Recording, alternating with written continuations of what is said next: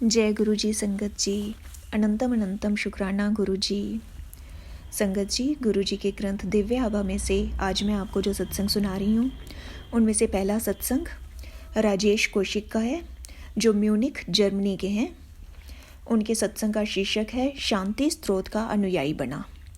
Uncle अपना सत्संग सुनाते हुए कहते हैं, जया से विवाह के उपरांत मैं गुरु जी के संपर्क में आया। उनके प्रथम दर्शन मुझे 2003 में उनके जन्म दिवस पर हुए। मेरी पत्नी के परिवार के सदस्य उनके प्रति भक्ति भाव रखते थे। मैं उनके साथ गुरु जी का आशीर्वाद लेने गया था। उनको देखकर मेरे मन में ऐसा आकर्षण हुआ कि कुछ समय बाद मैं फिर उनके दर्शन के लिए संगत में गया। संगत शांति का उद्गम स्थल था। गुरु जी के आने से पूर्व भी हृदय में शांति थी।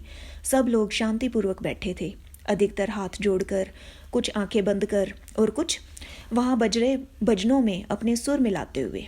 वहाँ पर 100 के आसपास श्रद्धालु थे, पर चारों ओर पूर्ण सद्भावना का वातावरण बना हुआ था। गुरु जी के प्रवेश करते ही हम सब आदरपूर्वक खड़े हो गए और उनके स्थान ग्रहण करने पर खुद भी बैठ गए। हलचल समाप्त होने पर सब कुछ वैसा ही हो गया जैसा उनके आने से पूर्व था।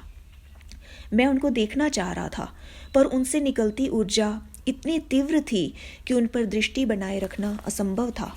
अपनी हार मानकर मैंने अपनी आंखें मूंद ली।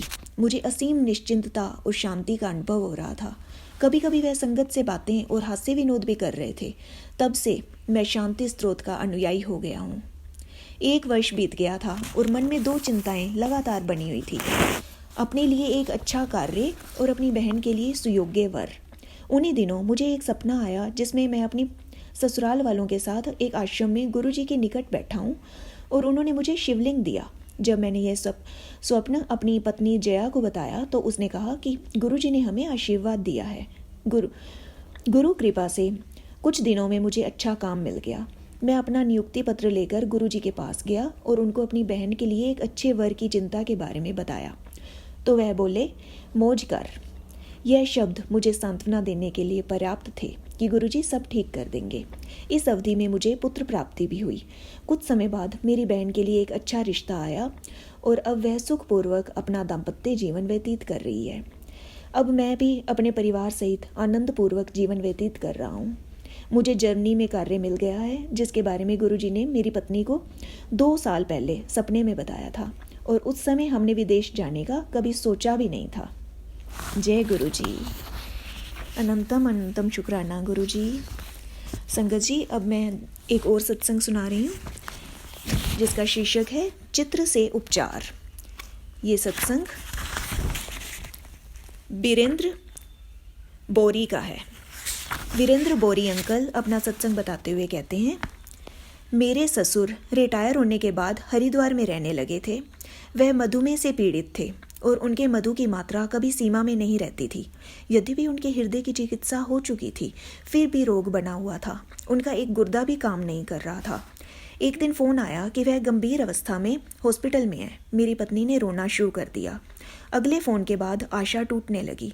उनकी अवस्था और बिगड़ गई थी। मंगलवार का दिन था और हम गुरुजी के पास नहीं जा सकते थे।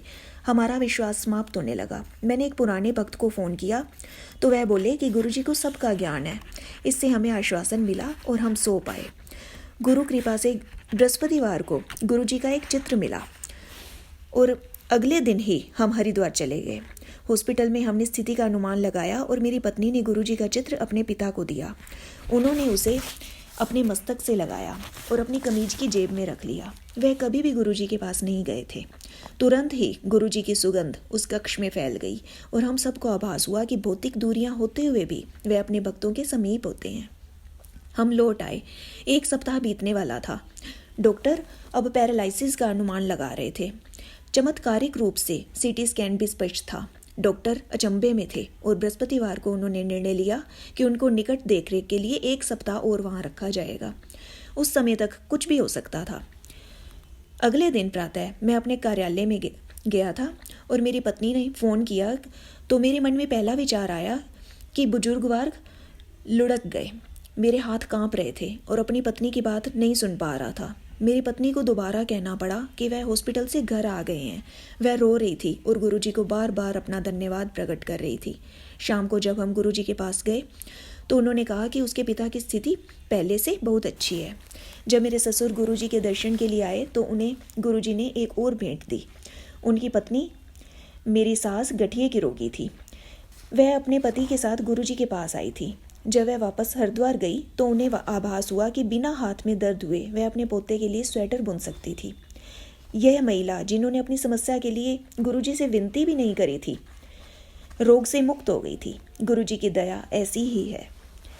जय गुरुजी, अनंतम अनंतम शुक्राना गुरुजी। संगत जी, एक और सत्संग सुना रही हूँ जो S.K. चंदर अंकल का है और उनके सत्संग का शीर्षक है मेरे रक्षक। अंकल अपना सत्संग सुनाते हुए कहते हैं, चंडीगढ़ में 1991 में अपने एक सहकर्मी के कक्ष में गुरुजी से मिलने के बाद मैं सदा उनका उत्साही अनुयायी रहा हूँ। उस समय मैं आयकर पुनर्विचार अधिकरण का अध्यक्ष था। उस समय से भले ही मैं संगत में आऊँ या नहीं, वह सदा मेरे मन में बसते हैं। मेरे लिए यही उनका आशीर्वाद रहा है। कुछ वर्ष पूर्व मैंने अपने आप को गुरुजी पर एक कविता लिखते हुए पाया। यद्यपि मैं लिख लेता हूँ, मैं अंग्रेजी भाषा का कवि नहीं हूँ, किंतु उस दिन एक अज्ञात शक्ति मुझसे लिखवा रही थी।